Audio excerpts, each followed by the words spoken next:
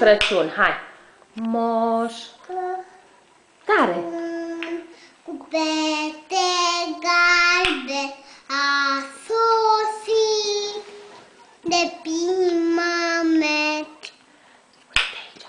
Să ne aducă dar lui multe la fetițe și băieți. Moș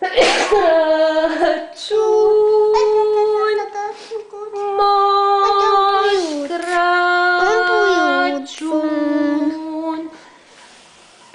Din bătrân se povestește că în toți anii e găsit Moș Crăciun. Mai tare. Trebuia să feste că în toți anii Și e nici găsit Moș Crăciun. Trebuia să feste că niciodată l-am lipsit. Știi capă. spune-i ceva la Moș Crăciun. Moș Crăciun cu pete galbe. Uite! Dar spune-i, roagă-l ceva pe Moș Crăciun.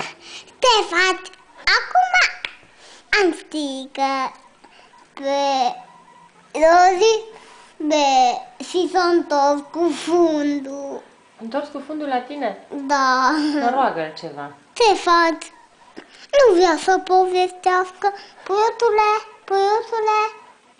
Da. Povestește. Îi faci un puiut. Gata, l-am văzut. Gata? Da. Nu mai vrei să zici nimic? Nu. Nimic? Spune-i la Moș Crăciun că l-aștept să vină repede la tine acasă. Moș Crăciun, să vii la mine acasă.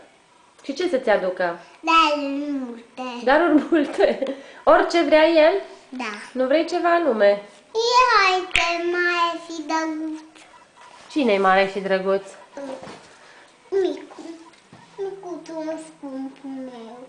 Ăla-i scumpul tău? Da. Să tai scumpa mea. Toate scumpele tale acum. Da. Și bradul cum-i?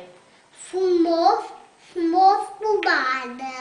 Cum cu badă? Ce e aia? N-am zis că e mic și?